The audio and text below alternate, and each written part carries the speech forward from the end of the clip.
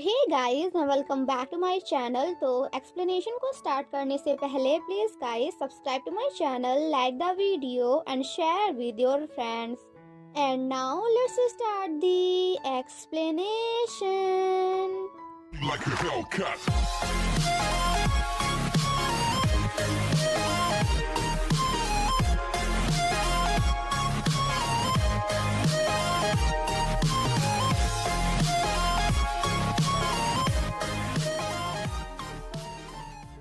Part 7 की शुरुआत में हम सभी मेंबर्स को साथ में देखते हैं, जहां वो सभी विश बुक वॉल्यूम 2 को पाकर काफी ज्यादा हैप्पी होते हैं, जिसमें लिखा होता है कि अगर तुम सभी को अपनी कोई इच्छा पूरी करनी है तो फिर फुल मून के दिन सभी विशेस को साथ में खड़ा होकर एक रिचुअल परफॉर्म करना होगा। जिसके बाद वो सभी मिलकर डिसाइड करते हैं कि रिचुअल के दौरान वो सभी विश मांगेंगे कि सभी विशेस के पास से उनकी मैजिकल पावर हमेशा हमेशा के लिए गायब हो जाए। देन नेक्स्ट सीन में हम मियामुरा को काउंसलिंग रूम में देखते हैं, जहां फाइनली वो प्रेसिडेंट को बता देता है कि हमने सभी की सभी 7 विचेस को फाइंड कर लिया है। और इस तरह सुजाका हाई स्कूल का अगला प्रेसिडेंट कोई और नहीं बल्कि मियामुरा बन जाता है। वहीं दूसरी तरफ हम यामादा एंड शिराशी को साथ में देखते हैं, जहां वो दोनों सभी विचेस के पास जाकर फुल मून के दिन रिचुअल परफॉर्म करने के लिए सभी विचेस को इकट्ठा करने की कोशिश कर रहे थे। सभी मेंबर्स जब साथ में बैठे होते हैं तभी वहां पे मारिया आकर उन सभी को बताती है कि विश किलर कोई और नहीं बल्कि प्रेसिडेंट हैं, क्योंकि जब उसने मुझे किस किया था तो मेरी पावर्स गायब हो गई थी।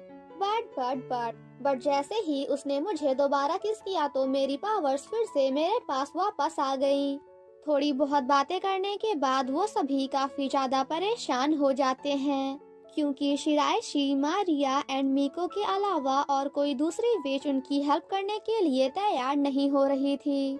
वो सभी आपस में बातें कर ही रहे होते हैं कि तभी थोड़ी देर बाद नोवा एंड रिका भी उन सभी की हेल्प करने के लिए वहां पे आ जाते हैं। देन नेक्स्ट सीन में हम सभी मेंबर्स को साथ में रिचुअल परफॉर्म करते हुए देखते हैं। तभी थोड़ी देर बाद वहां पे ओदागिरी भी उन सभी की हेल्प करने के लिए आ जाती है। बट अभी भी असूका वहां पे नहीं आई थी, क्योंकि वो प्रेसिडेंट को धोखा नहीं देना चाहती थी। वो सभी जब रिचुअल परफॉर्म कर रहे होते हैं तो साथ में थोड़ी बहुत मस्ती एंड लड़ाई भी करते हैं। तभी थोड़ी देर बाद वहां पे असूका भी आ जाती है, जिसे देखकर वो सभी काफी ज्यादा हैप्पी होते हैं। बट उन सभी को शौक तो तब लगता है जब असूका के साथ वहां पे प्रेसिडेंट भी आए होते हैं।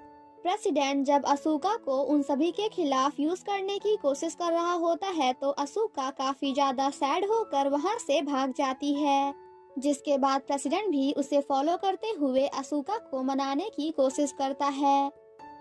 थोड़ी बहुत बहस करने के बाद एट लास्ट असूका भी प्रेसिडेंट की नहीं बल्कि उन सभी की हेल्प करने के लिए रेडी हो जाती है। देन नेक्स्ट सीन में हम उन सभी को साथ में रिचुअल परफॉर्म करते हुए देखते हैं। वो सभी रिचुअल परफॉर्म कर ही रहे होते हैं कि तभी रिका अपने आप से कहती है कि मुझे काफी ज्यादा ठंड लग रही है, काश मैंने अपनी पैंटीज पहनी होती। रिका के इतना बोलते ही यहाँ पे कुछ ऐसा हो जाता है, जिसे देखकर मारिया कहती है कि ये क्या हो गया, क्योंकि अभी तक तो हमने अपनी विश मांगी ही नहीं। जिसे सुनकर शिराइशी मीका से कहती है कि आखिर ये क्या है, जिसे देखकर रिका कहती है कि ओ माय गॉड, ये किसकी पैंटी है। एंड यहाँ पे हमें पता चलता है कि गॉड ने उन सभी की इच्छा पूरी कर दी, क्योंकि रिचुअल करते समय रिका ने कहा था कि काश मैंने अपनी पैंटी पहनी होती। जिसे सुनने के बाद गॉड ने उसे एक पैंटी देते हुए उसकी इच्छा को पूरी कर दिया। जिसे देखने के बाद तो वहाँ पे सभी मेंबर्स का रिएक्शन देखने लायक था। ये सब देखकर मियाबी कहती है कि आज तक हमने इतनी ज्यादा मेहनत की और बदले में हमें क्या मिला, एक पैंटी। जिसके बाद वो सभी फिर से रिचुअल परफॉर्म करने की कोशिश करते हैं, बट इस बार कुछ भी नहीं होता। वो सभी मिलकर रिचुअल को अगेन परफॉर्म करते हैं, बट अगेन इस बार भी कुछ भी नहीं होता। और फिर क्या था जिसके बाद तो सभी विचेस मिलकर रिका के पीछे ही पड़ जाती हैं। थोड़ा बहुत सोचने के बाद मियामुरा उन सभी को एक आइडिया देता है जिसके हिसाब से यामादा को प्रेसिडेंट को किस करना होगा ताकि वो प्रेसिडेंट की विश किलिंग वाली मैजिकल एबिलिटी को कॉपी कर सके, और जिसके बाद प्रेसिडेंट के पास से भी उनकी पावर हमेशा हमेशा के लिए गायब हो जाएगी। बिकॉज यामादा किसी के भी मैजिकल पावर्स को सिर्फ और सिर्फ कॉपी नहीं बल्कि उसके मालिक पे भी अप्लाई कर सकता है। और अगर एक बार यामादा के पास विच किलिंग की एबिलिटी आ गई तो फिर वो सभी विचेस को एक एक करके उन सभी को किस करने के बाद उनकी पावर्स को हमेशा हमेशा के लिए गायब कर देगा। और जैसे ही एक बार सभी विचेस के पास से उनकी पावर्स हमेशा हमेशा के लिए चली जाएंगी तो फिर इस कहानी का यहीं पे दी एंड हो जाएगा। देन नेक्स्ट सीन में हम यामादा एंड शिराशी को प्रेसिडेंट के पास देखते हैं, बट प्रेसिडेंट उनकी हेल्प करने से मना कर देता है। असूका भी प्रेसिडेंट को मनाने की कोशिश करती है, बट अभी तो हमारे प्रेसिडेंट भाई साहब किसी की भी बात सुनने को बिल्कुल भी तैयार नहीं है, जिसे देखने के बाद एट लास्ट हमारी असूका को ना चाहते हुए भी कुछ ऐसा करना पड़ता है। आफ्टर दैट असूका यामादा के पास जाकर उससे कहती है कि अब प्रेसिडेंट किस करने के लिए तुम्हारा इंतजार कर रहे हैं।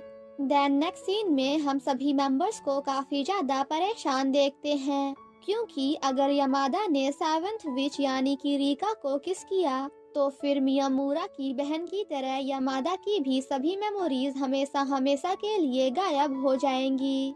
एंड मेमोरीज के जाते ही वो शिराइशी, मियामुरा एंड मियाबी को भी हमेशा हमेशा के लिए भूल जाएगा।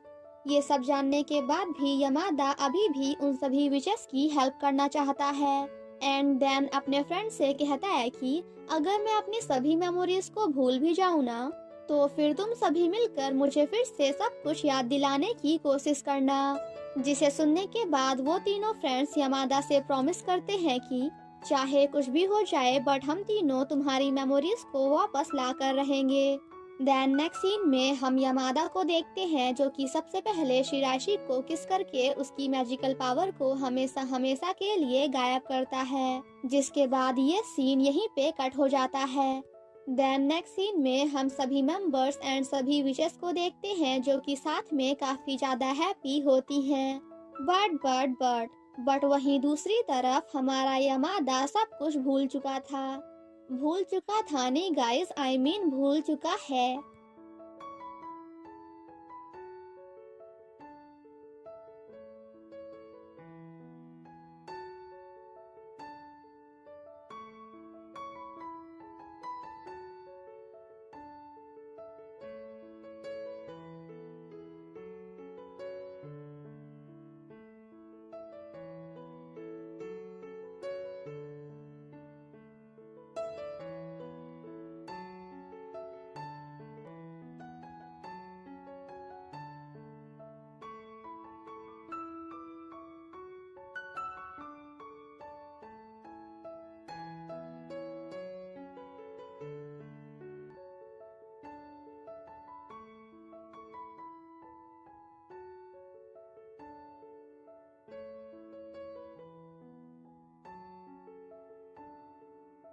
देन नेक्स्ट सीन में हम शिराशी को देखते हैं जो कि उस समय को याद कर रही होती है जब यामादा ने एक एक करके सभी विचेस को किस किया था।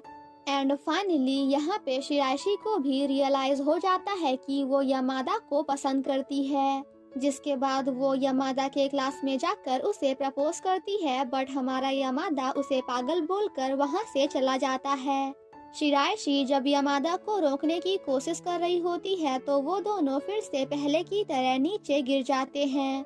ये सब देखकर शिराइशी को ऐसा लगता है कि शायद यामादा को कुछ याद आया होगा, बट ऐसा बिल्कुल नहीं होता, क्योंकि यामादा को कुछ भी याद नहीं आया था। जिसे देखकर शिराइशी काफी ज्यादा सैड होकर वहाँ से चली जाती है। तभी थोड़ी देर बाद यामादा को याद आता है कि नीचे गिरते समय उन्होंने एक दूसरे को किस किया था। और फिर क्या था जिसके बाद तो एक एक करके यामादा को उसकी सभी पुरानी मेमोरीज याद आ जाती हैं। जिसके बाद हम यामादा को शिराइशी के पास देखते हैं जहां वो जाकर शिराइशी को किस करता है। आफ्टर दैट वो चारों फ्रेंड्स जाकर उन दोनों बुक्स को उसी लॉकर में लॉक करके वहीं पे रख देते हैं।